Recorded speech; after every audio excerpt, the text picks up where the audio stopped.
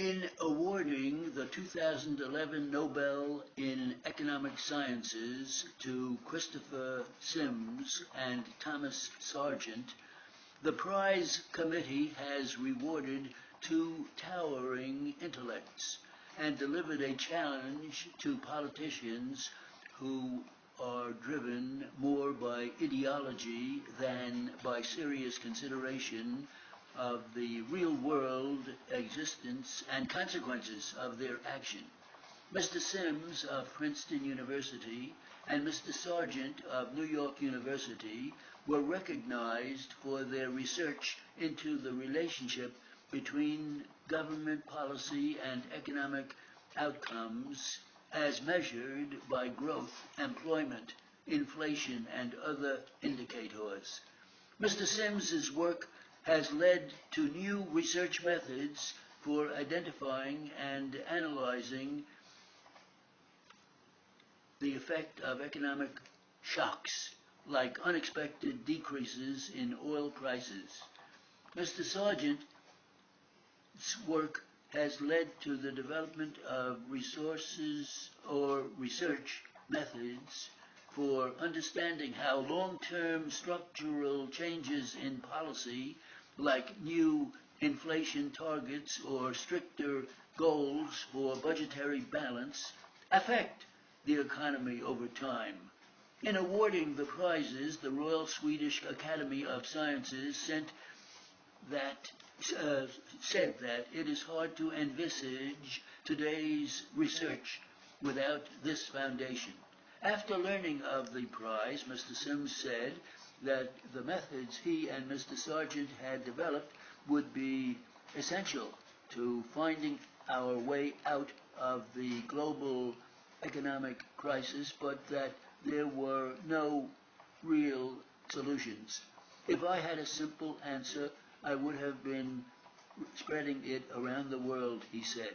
Underneath the complex particulars of their research, however, is an often obscured truth. Economics, at its best, is a set of ideas and methods for the improvement of society. It is not, as is so often, it seems, the case today, a set of ideological rules for asserting why we cannot face the challenges of stagnation in job and widening inequality in job activity. The impacts of policy choices can be modeled and discussed, as can the consequences of failing to act. In the current debate about reviving the economy and curbing the budget deficit, however, Republicans have started out by rejecting two important approaches: near-term public spending to spur jobs paired with tax increases to pay for the new programs and eventually to reduce the deficit. Mr. Sims and Mr. Sargent have been rightly recognized for meeting and succeeding and exceeding the highest standards of their profession. Ultimately, economic decisions are political. Policymakers have the information they need. The question is their willingness to take it for the broader good. New York's Chief Judge, Jonathan Lippman, spoke with courage and foresight when he called on legislators and officials to develop a plan to transfer messengers, or teenagers rather, who commit minor crimes into the family court system, where they would have more access to social services instead of continuing to prosecute them as adults in criminal courts. New York is one of two states that automatically try 16 and 17-year-olds as adults for minor offenses like vandalism or shoplifting.